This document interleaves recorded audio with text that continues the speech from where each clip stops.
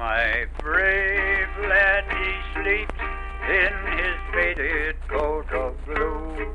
In a lonely grave alone lies the heart that beats so true. They will find him and know him amongst the good and true, when a robe of white is given for that faded coat of blue. No more the bugle. Welcome to War of the Rebellion, Stories of the Civil War. I'm your host, Leon, and this is a reading of the regimental history under the Maltese Cross, Antietam to Appomattox, the Loyal Uprising in western Pennsylvania, 1861 to 1865, campaigns 155th Pennsylvania Regiment, narrated by the rank and file.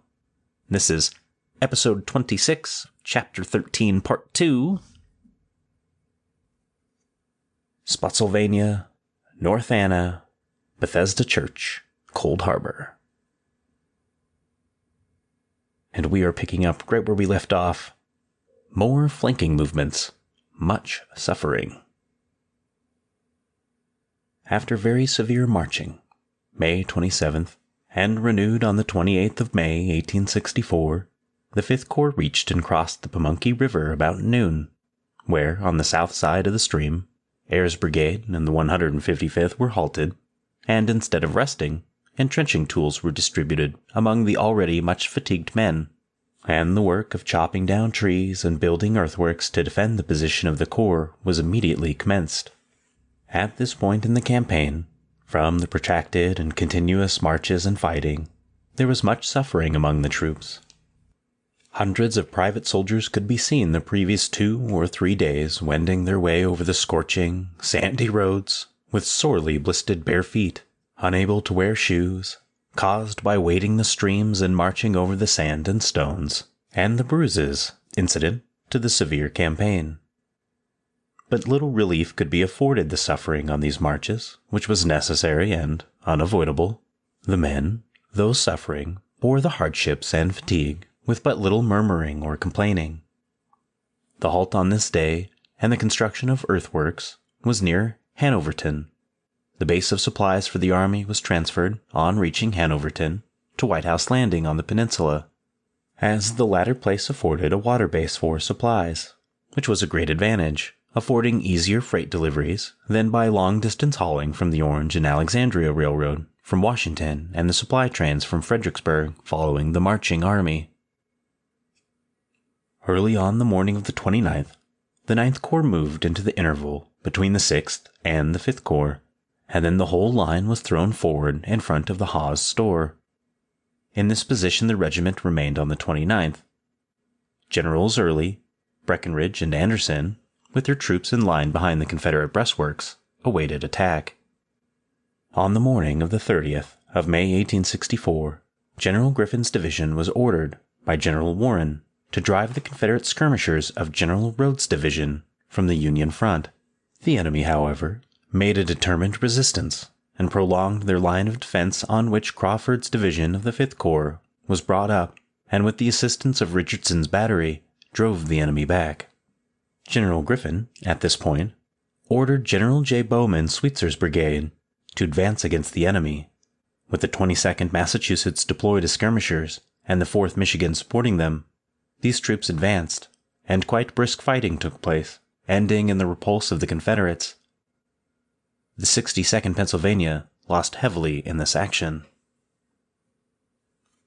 General Humphreys, in his Virginia campaigns, says of the situation on May the 31st. The infantry corps were pressed up against the enemy as close as practicable, without assaulting.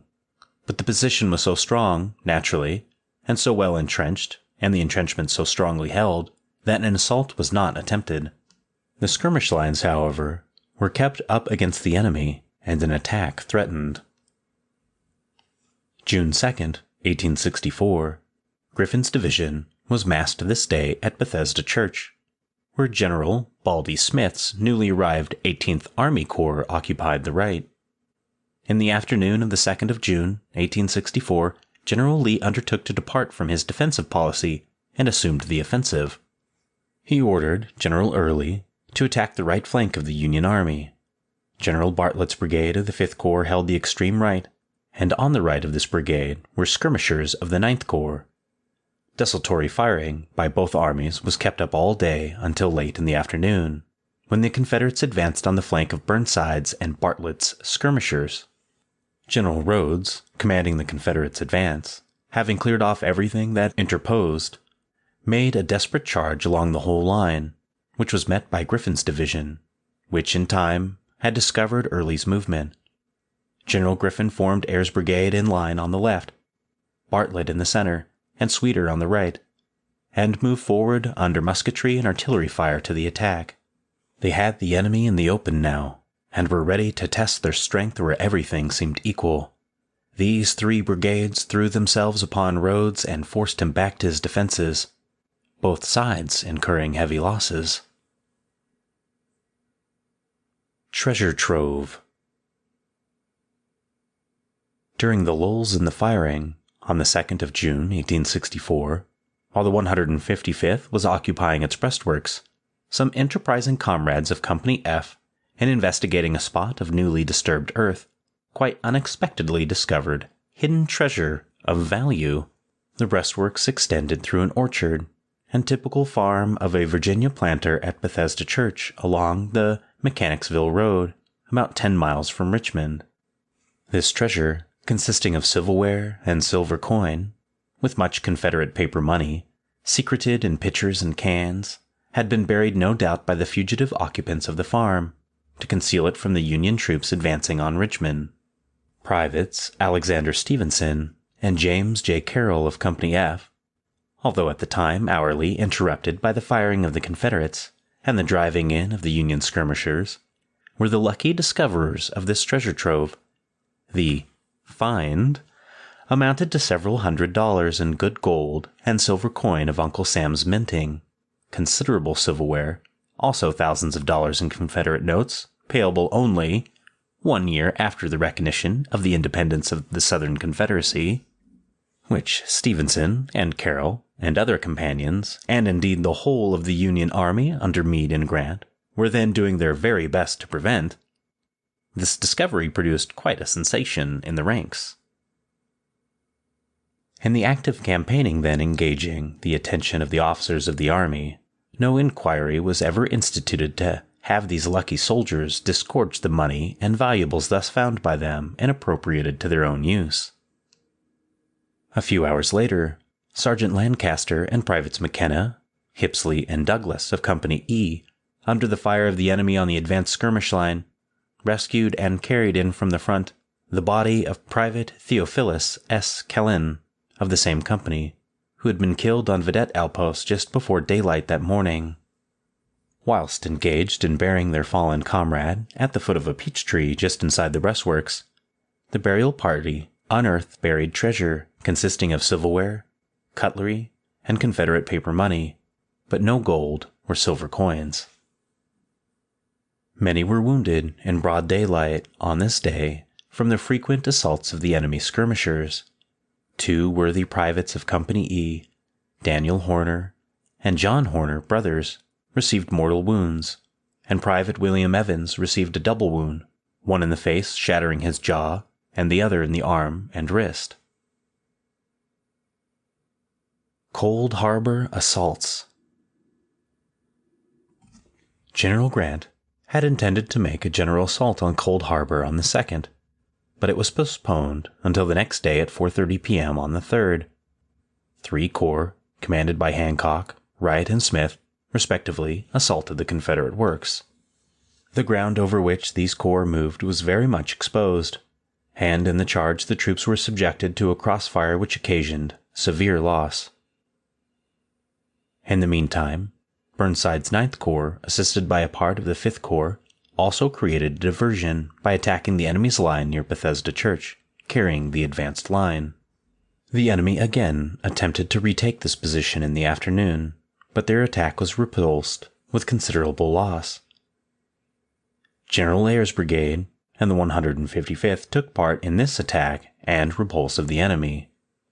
Immediately after the assault on the 3rd of June at Cold Harbor, General Grant visited all the corps commanders, and, after interviews, decided to abandon offensive operations at that point. General Grant states in his memoirs, quote, "I have always regretted that a last assault at Cold Harbor was ever made. No advantage whatever was gained to compensate for the heavy loss sustained." Unquote. General Humphreys, the Chief of Staff of the Army of the Potomac, and who, as Chief of Topographical Engineers in the Peninsula Campaign under McClellan, had become thoroughly familiar with the strength of the Confederate defenses, protested to General Grant against making the charge and assaults upon the works at Cold Harbor, declaring, in his opinion, the same to be impregnable. From the disaster at Cold Harbor, the Army rested in the breastworks in the various positions occupied by the Corps, with occasional skirmishing and changes of unimportant positions until June 12, 1864. Both armies were then in condition for a cessation of hostilities from the unprecedented severity of the campaign and daily engagements and skirmishes occurring since May 5th in the Wilderness. General Grant had visited, as already stated, all the Corps commanders at Cold Harbor after the assault of the 3rd, and had ordered General Hancock's column, after the first repulse of that desperate assault, to reform his line to renew the assault on the Confederate works. But that corps had lost so many generals and field officers of high rank, in addition to the very heavy losses of enlisted men, that Hancock reported to General Grant that his decimated corps and ranks could not be made to renew the assault. A flag of truce was soon afterwards sent to General Lee by General Grant for the burial of the Union dead in front of the Confederate positions. As a result of the interviews with his corps commanders, General Grant thereupon decided to abandon all offensive operations at that point. The 5th and the 9th Corps, with Wilson's cavalry, covered the right of the Army of the Potomac. During the 2nd and 3rd of June, from the vicinity of Bethesda Church to Pamunkey River, the main body of the Confederate cavalry being on Lee's left, with Fitzhugh Lee's division on his right. On the afternoon of the 2nd, General Lee, having been reinforced, determined to take the offensive, and with Early's division, attacked and forced the Union right, and being reinforced by Rodes' division, the latter troop succeeded in getting into the rear of the 5th Corps' skirmish line. While Generals Warren and Burnside were thus engaged on the right of the line repelling this assault, Generals Smith and Wright, with their corps, made an attack on the Confederate position at Cold Harbor, which was particularly successful, General Smith capturing upwards of 800 prisoners and the first line of the enemy's works. The occupation on the right of the position held by the 5th Corps and the 9th Corps engaged in heavy skirmishing on the 3rd prevented those two corps from participating in the intended general assault at Cold Harbor on the Confederate position. However, to create a diversion, the 9th Corps, assisted by portions of the 5th Corps, attacked and carried an advance line of the enemy at Bethesda Church, which in the afternoon the enemy, by a counterattack, attempted to retake, but were repulsed with considerable loss.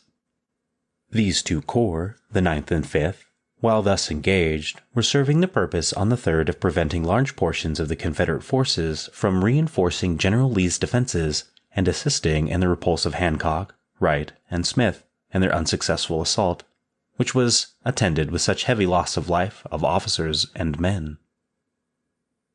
On June 7th, while the 155th and all these movements and attacks by Warren's troops, the 155th was an active participant, as shown by the casualty returns.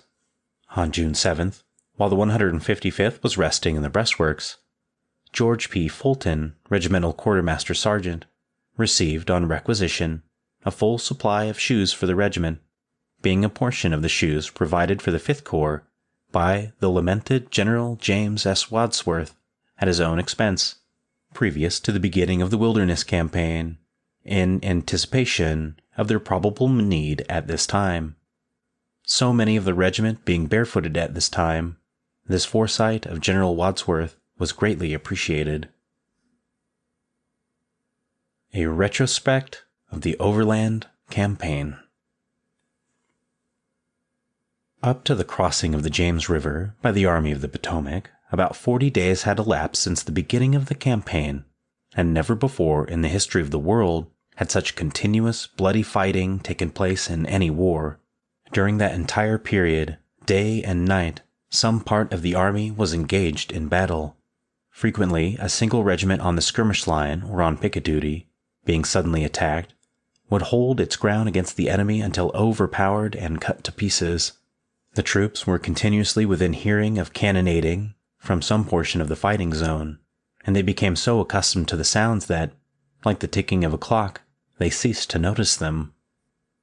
On one occasion, during this overland campaign to Richmond, the Fifth Corps, in the vicinity of Bethesda Church in Cold Harbor, had, quite unexpectedly to the Confederates, captured a position so favorable to military operations that it was almost a certainty that a desperate attempt would be made by the enemy to recover it.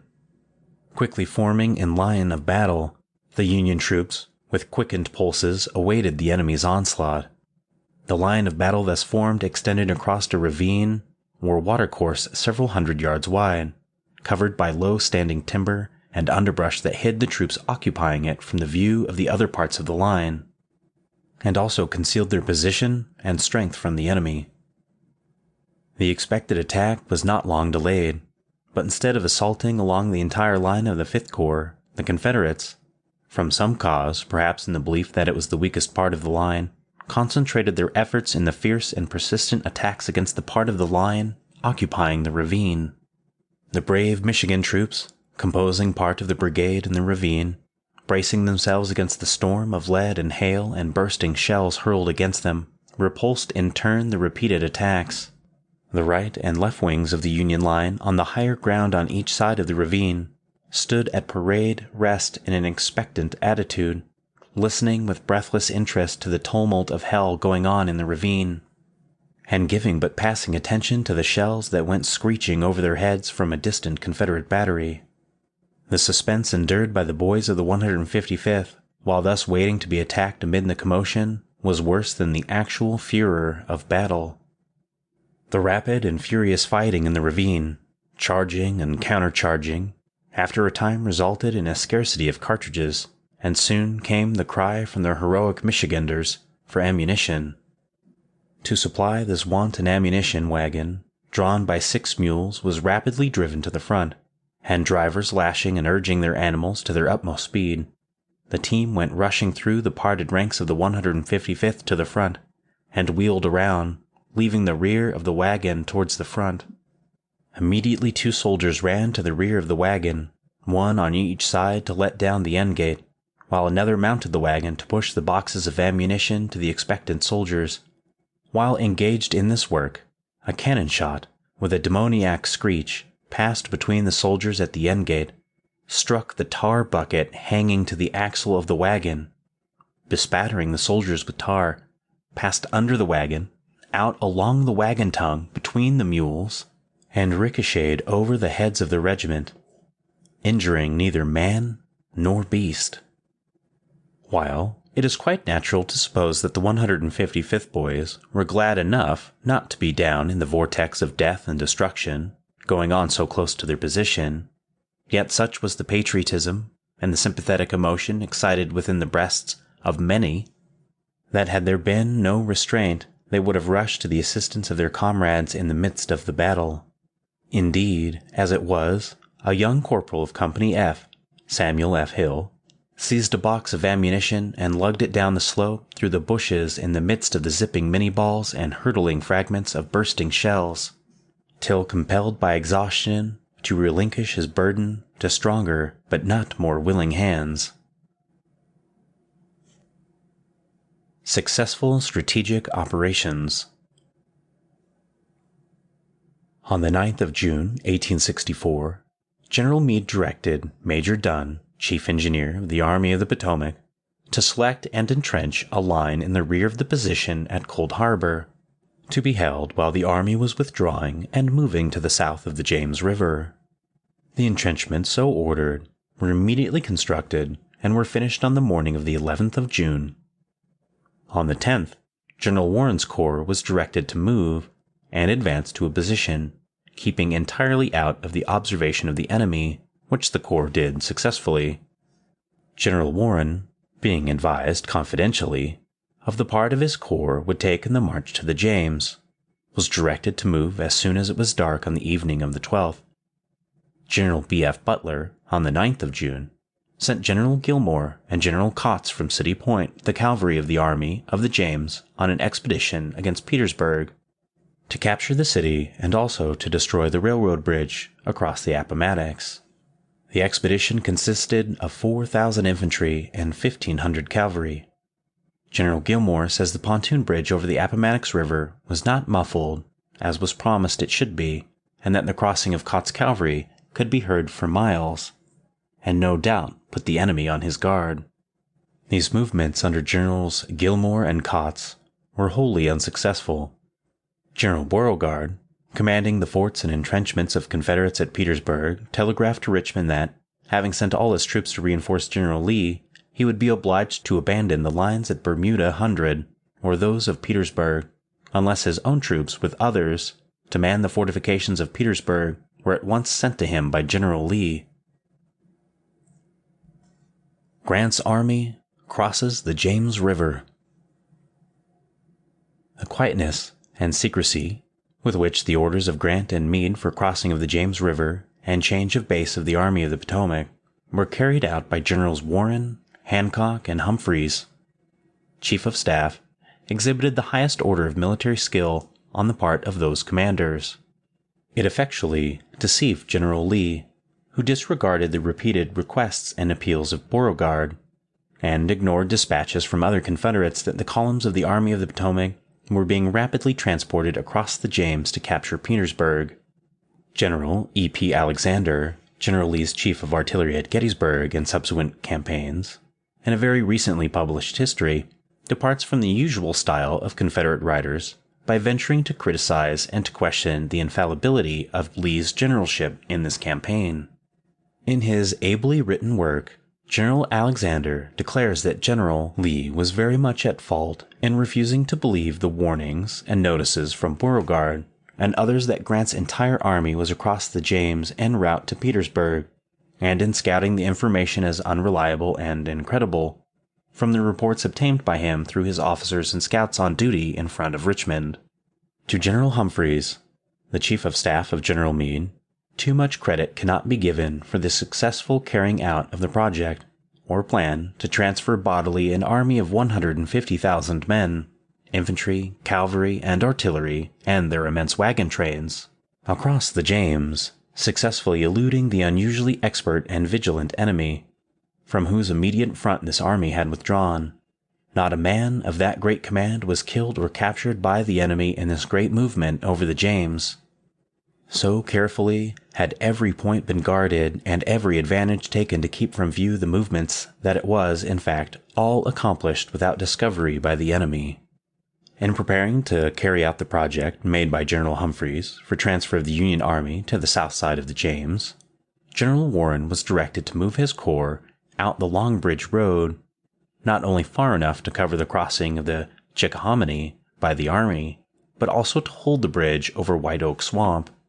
It was expected that such a movement by General Warren would deceive General Lee by giving him the impression that it was an advance upon Richmond.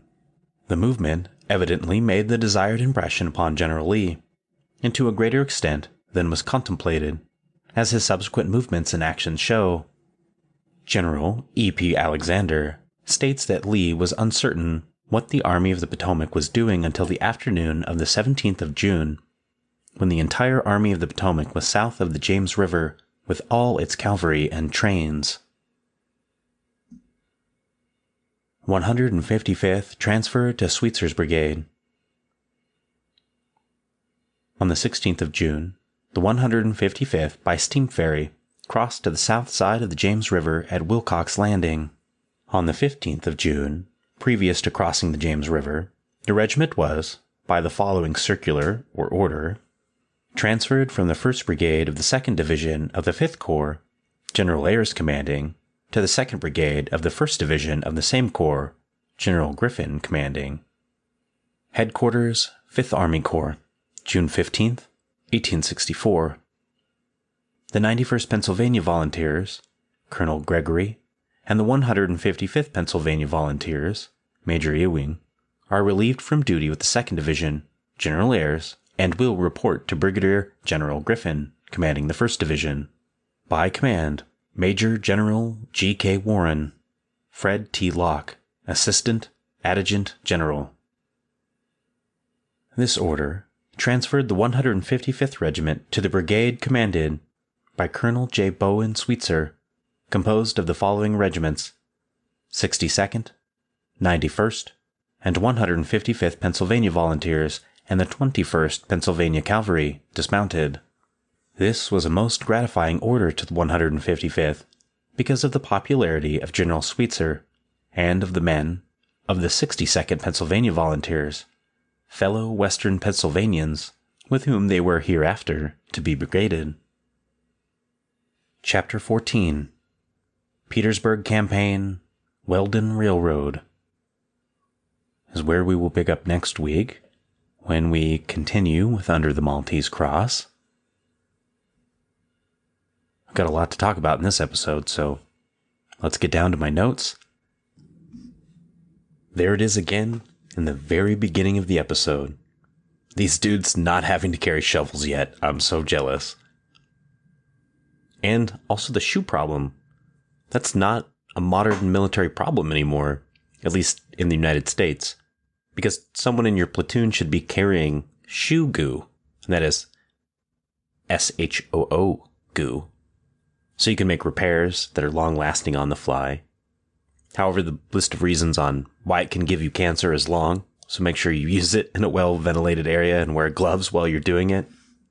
It's really great stuff, though, and it really binds, so once you put it on, like, something's not coming off. I guess back to what I'm reading about at hand. I know sometimes I go on, like, tangents and stuff, so you'll just have to deal with it. This was a really great episode to read. I'm sad we didn't get a closer look at the regiment, that it was doing kind of its day-to-day, but, it's more of a larger scope of the action that's taking place. So I'll include some videos on my website under the post for this episode about each engagement. If you already know about this kind of stuff in these battles, obviously you can just skip it, look at the pictures, and like go on with your life. But, if you got some spare time, guys, just put it on in the background and listen to it. Because it's got a few pictures, some of the people who were mentioned, and some other stuff. So come check it out at my website, rebellionstories.com. And I wonder if it was kind of because they were so busy fighting and moving, they didn't have a lot of time to like write things down. So we'll see. And speaking of them bringing up General Humphreys, I should read his book to you guys sometime. I think I should put that on the list. All right, let's talk about treasure troves. That's what I'm talking about. I am something of a crow myself. I like to collect shiny things. So whenever we're talking about anything shiny whatsoever, I'm like, hey, yeah, what's up? So this is like my favorite chapter of the book so far.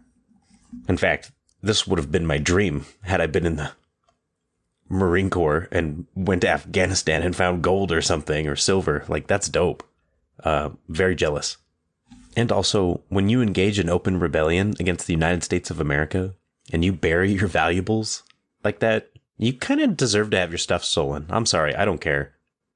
Those soldiers are all the way down there because your fire eaters couldn't wait to start a civil war. Sounds like another brand of fire eaters in the country right now. Cough, cough, Republicans. And now you're reaping what you sowed. Innocent or not. I mean, all those slaves were innocent, right? So, war sucks. Don't start it. So, I really enjoyed that part, reading about all the boys finding treasure. Not so that they found some while they were burying a comrade. We will honor some of those vets. We got Memorial Day coming up. All right. Let's talk about Cold Harbor. Brutal one-sided fight. I think of all the Army commanders by the end of the war, only Union General George Thomas, hadn't committed a charge like that where a ton of people died for no reason. Although if someone knows that he did, let me know, but I can't think of one off the top of my head. Talking about the fight in the ravine with the Michiganders, that sounded nuts, probably to listen to and watch, right? Can't really see what's happening, but you can only hear your boys in blue fighting valiantly to hold the line. Like, gosh darn, must have been nuts. And that cannon ball skipping under the wagon and over the heads of the regiment while they were unloading ammo. That is crazy. I love those little bits of stories about what the men see. That's kind of the book I really want. And there's a few like that, and I'm going to read them probably for my Patreon.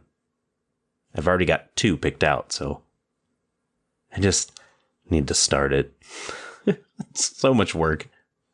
All right. Oh, and General Alexander, who was a Confederate general. Let's talk about something I keep seeing in these Civil War works from this kind of golden era of Civil War writings.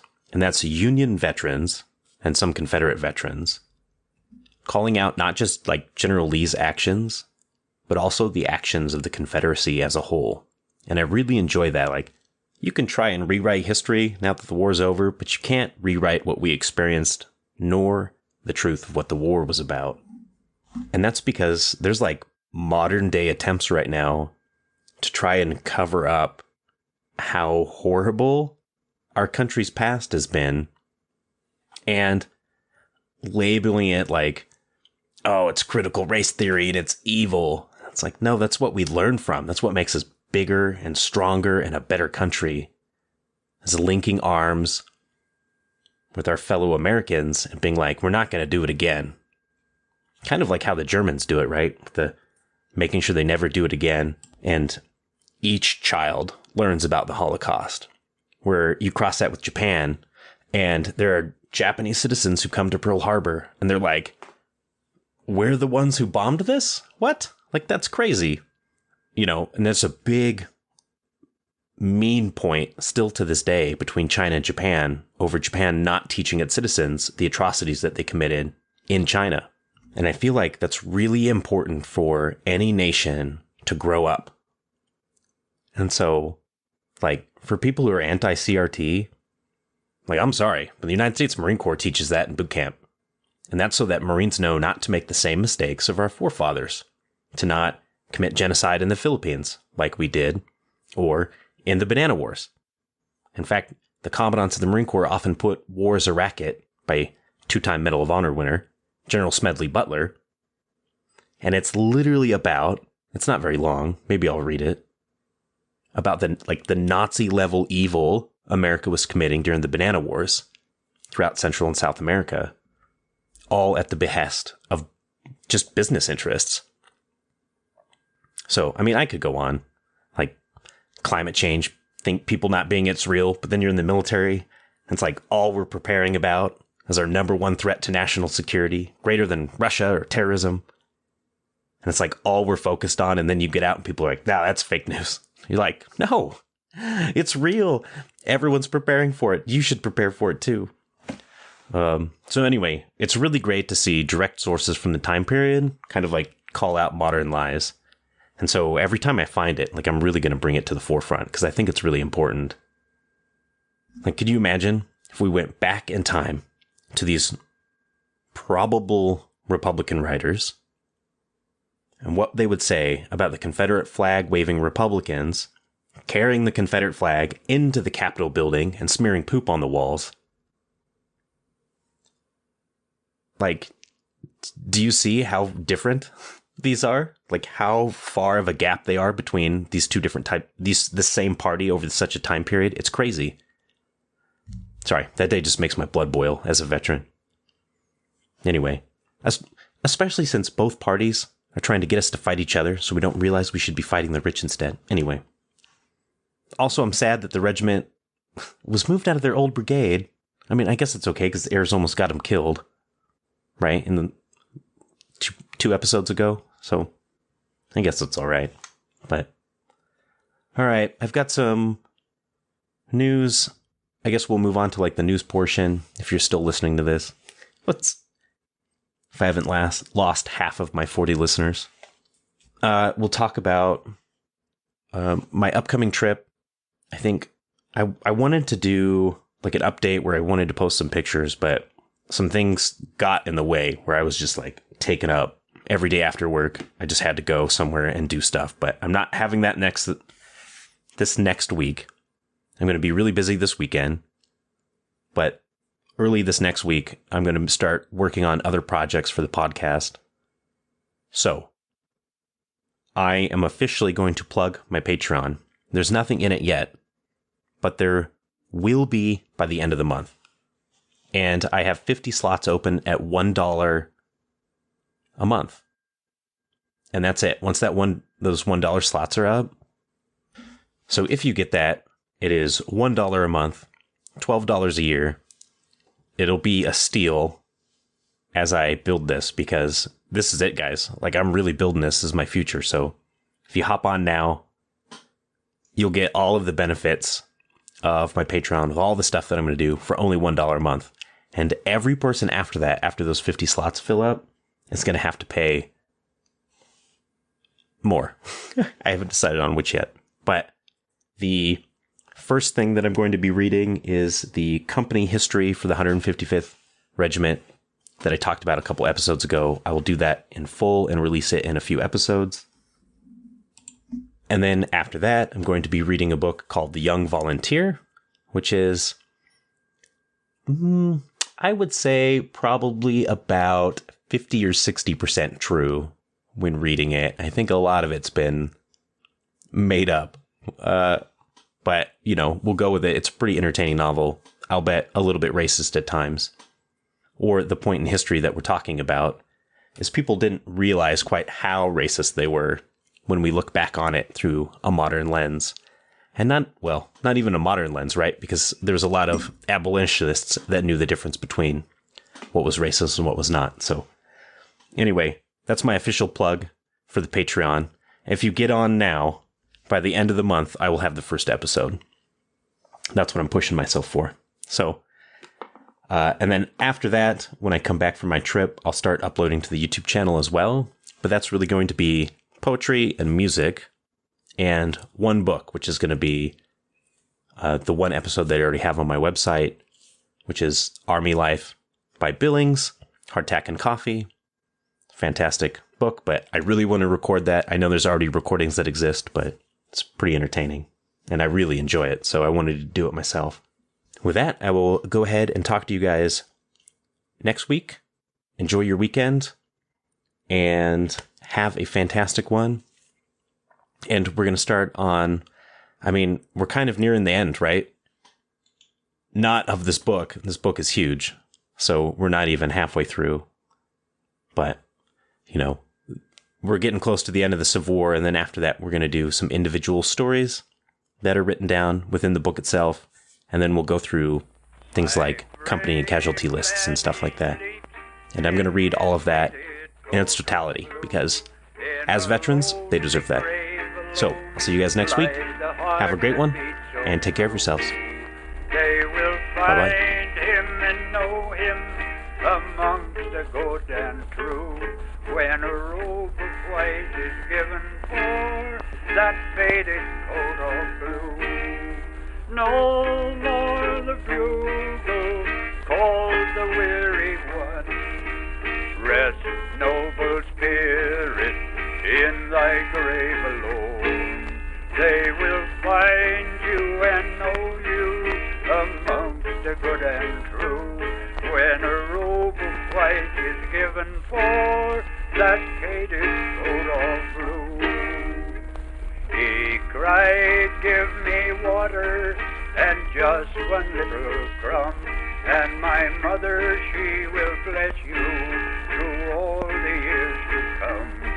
Go tell my sweet sister, so gentle, good and true, that I'll meet her up in heaven in my faded coat of blue. No more the bugle calls the weary one. Rest, noble spirit, in thy grave alone. They will find you and know you amongst the good and true. When a robe of white is given for that faded coat of blue.